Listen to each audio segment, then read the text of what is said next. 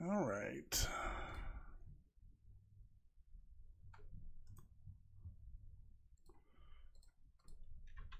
All right. Go ahead and piece this together real quick.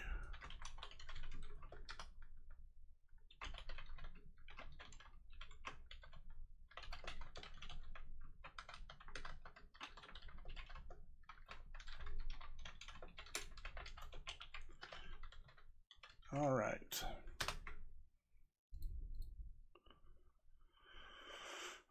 Okay, we're going to wait a couple minutes till we get some more people in here because now we're at a big fat 0. So we'll start talking here in just 1 minute, and I want to talk pretty much about, we'll talk a lot about tonight. I think we're going to primarily focus on a little bit of what we saw Thursday night against the Rangers, as well as what could potentially be seen tonight against the Islanders. So, why don't we bring up the projected lineup from Morning Skate this morning. So, the projected lineup, thanks to Brooks Bratton from Morning Skate, reads as follows. It's Forsberg, Johansson, Arvidsson, Jarnkrok, Turris, and Smith. Sissons, Bonino, Hartman, Fiala, Goudreau, Ronaldo. Salomaki looks like the scratch. Defense looks a little the same. Hamuse may be scratched, though, in terms of maybe Anthony Botetto. So, when you take all that into consideration, the big question, I guess, is what about Fiala on the fourth line? Why? What kind of change is that for the Predators, and what really what makes that change necessary for the Predators? There has been a lot of consideration about that. I know there's been a lot of talk about that on Twitter today, and I don't really know if it's something to necessarily really be worried about right now. This is a move that is, I think personally, a lot of Peter Laviolette really just kind of fiddling with things through the first opening couple games of the year. And I really think that's how you need to look at it, because after really thinking about it, I don't think you can look at this as a demotion to the fourth line, but maybe more as in, hey, let's try these particular people on these particular lines and see how it works out. So, will Fiala work on the fourth line? I don't know. I kind of think they're just trying to get a feel of Jarnkrok being on the second line and see if that helps out at all or not. I don't really know how it's going to work. I don't know how it's going to last. My biggest concern with a player like Fiala being on the fourth line is, do you stun his growth a little bit? Because he's had 4 years to develop for the Predators, and he really finally looks like he's going to come into his own for Nashville this season. This could be a breakout year for him. But moving him to the fourth line kind of changes that a little bit for him. So is this a big deal or not? This is game 2 of the 82-game season. I don't really think it's that big of a deal. Should you freak out about it? No, I don't really think you should freak out about it either, just because, like I said, this is game 2 of 82. So give it a little time. I don't really know how long it's going to last tonight. Maybe it'll last for half a period. Maybe it'll last for one shift. Maybe it'll last for the whole game. So we'll see. If you have any questions, any kind of comments at all, please put them into the lovely chat box down here or over here. It could just be down here. So however you want to do that, just go ahead and throw in your questions, and we'll get them answered as we progress along on this video. We're going to do these. These are my Preds Q&A videos, and we're going to do these probably, ideally we're going to do them before every game, home and away. Away, we'll do it from my lovely home studio here. Home games, we'll do them live from Bridgestone Arena unless otherwise noted. So that being said, let's go ahead and look at tonight's game against the New York Islanders. New York Islanders have had a weird summer, to say the least. This is a team that lost its captain, lost its franchise player to the Toronto Maple Leafs to free agency. This is also a team that went to Carolina on Thursday night and beat the Hurricanes, who could be a fairly decent team this year. Beat them 2-1 in overtime in Carolina's home opener. So Nashville has a chance to go up against the Islanders tonight and really have a chance to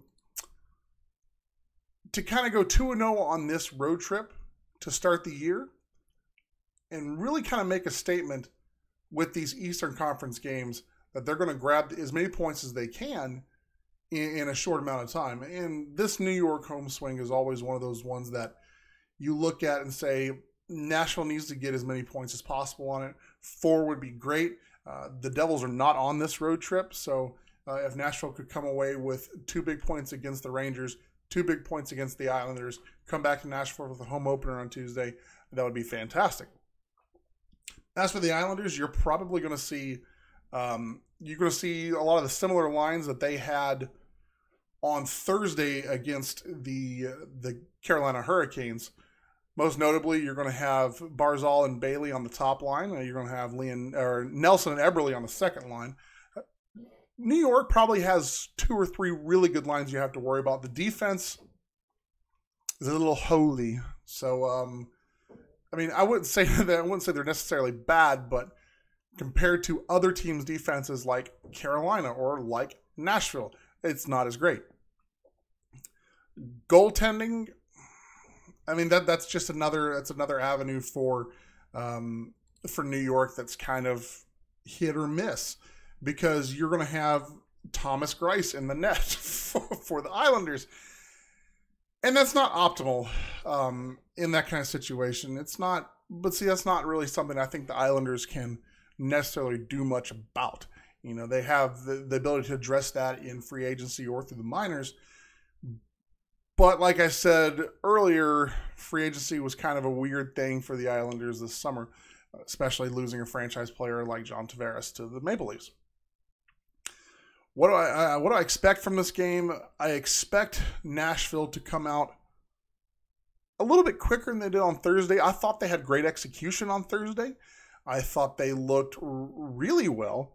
I wouldn't say surprised at the execution for Nashville on Thursday, but the first game always kind of has its stutter steps here and there. But I thought Nashville executed well against the Rangers, and I thought that they came out with a game plan and they followed it. Did they have the best game that they could? No. There were some obvious rough edges that they're going to have to work around, and hopefully they can address tonight. I thought special teams looked fine. I thought the top line of Forsberg, Johansson, Arvidsson looked great as usual. The second line, a little bit different. I thought Craig Smith was the best player on the ice for the Predators. Hands down, he was everywhere. He was just throwing shots at net when he could, whether they were blocked or missed or whether they made it. Kevin Fiala and Kyle Turris, not necessarily so much. Kevin Fiala had a perfect missed opportunity, which could be the reason he finds himself on the fourth line tonight against the Islanders. I don't necessarily believe that's the entire reason, and I really don't believe that this demotion is any kind of message sending. I've thought about this a lot. I just think it's more of Laviolette tinkering with the lines early to kind of get the results that he wants. So, that being said, what do we expect Kevin Fiala to do tonight against the Islanders? I expect him to have a better game. I expect him to be more respectful of his position, I guess. It's kind of a weird way to put it, but I guess give the opposing players a little bit more respect in terms of the puck battles. And at the same time, for him to slow his game down a little bit. He's out there, he's real quick to the puck, But Kevin Fiala kind of seemed like he was a little bit twitchy is not the word to use, but it just seemed like maybe he was gripping his stick a little too tight. So I expect a better game from him tonight. I expect Turris to have a better game, but I think Turris functions better when both of his line mates are firing on all cylinders. When one of them is not, Turris necessarily does not have the kind of game that you'd expect from him. Plus, Nashville didn't have many power play opportunities to work with against the Rangers, so he really didn't get that time either. Boyd's got a good question in here with Lavi's line tinkering. Do you think we might finally see a Josi-Subban pairing and the return of Ellis Ekholm as a pair? No. I just don't think that works. Josi and Subban are both two players who want the puck and want to be able to drive possession with the puck. Ellis and Ekholm are two players that really kind of support that. And I think if you mix and match that to having two players who want the puck and having two supportive players both on lines with each other, I think it kind of ruins that balance. So I would expect Josi and Ellis and Subban and Ekholm to remain a pair for the foreseeable future, unless any kind of injuries happen. I liked Dan Hamhuis's game, staying with the defense but moving on topic. I liked Dan Hamhuis's game on Thursday night. I don't think he had a lot of time to really do too much. If you look at the stats behind it, I really don't think. Oh, I keep going to the wrong site.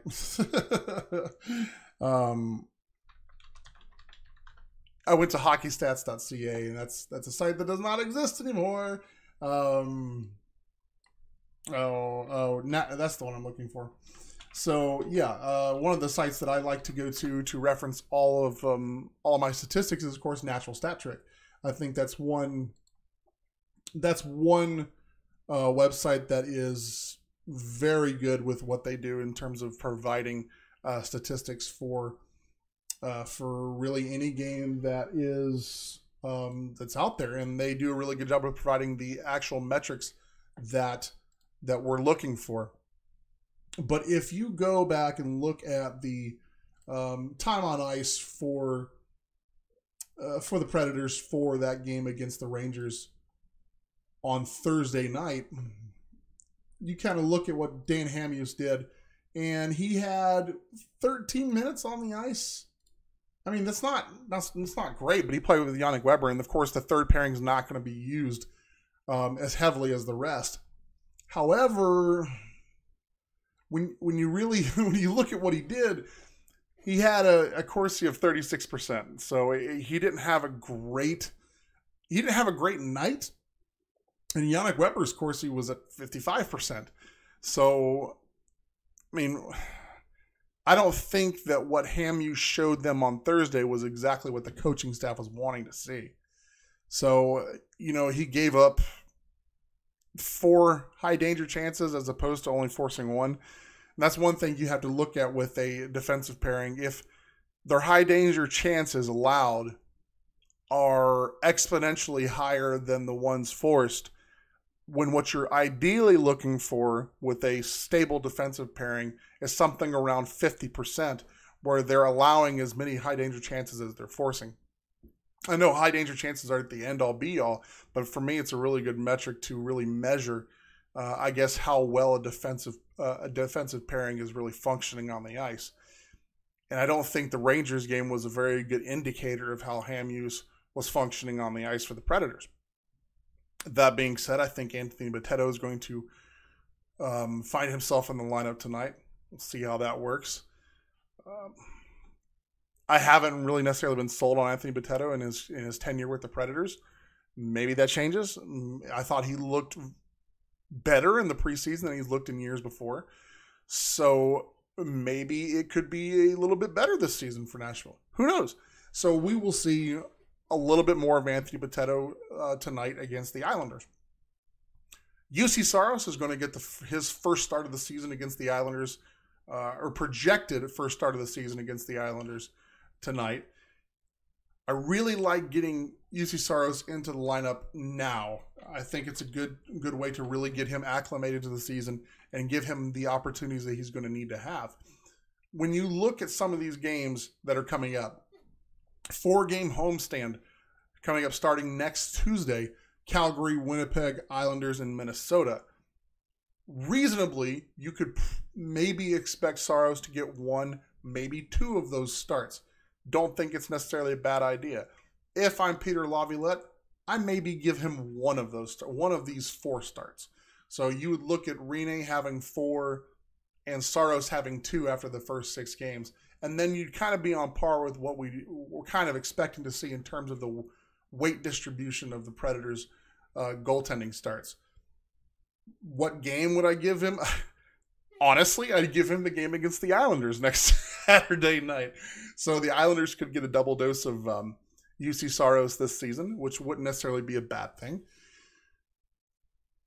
I think it's going to be an interesting game tonight for the Predators against the Islanders. Not necessarily because of Saros in net, but more with the line tinkering. I'm intrigued to see how it works out for Nashville. I'm intrigued to see if they can continue to score at a 3-goal per game pace, which is what they need to do every single night. They need to average 3 goals a game. That needs to be what they're looking for. I'm intrigued to see how and if Craig Smith can continue with what he was doing Thursday against the Rangers. I think he absolutely needs to. This is a season that Craig Smith could have. He could be very, very, very well this year. I think Kevin Fiala needs to step up his game a little bit. Same for Kyle Turris. That being said, let's go in for prediction time. I think Nashville pulls off another win. I'd like to think they go back to Nashville with 4 out of 4 points.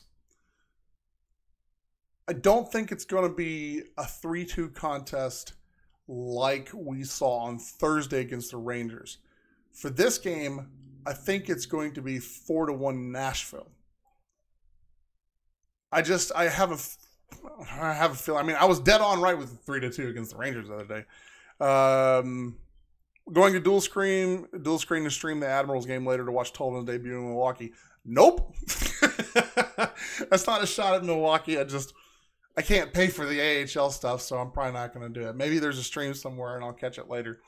But I'd like to keep an eye on Tolvanen.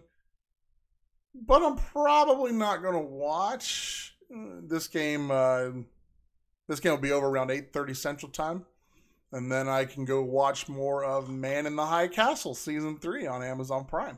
Big fan of that show.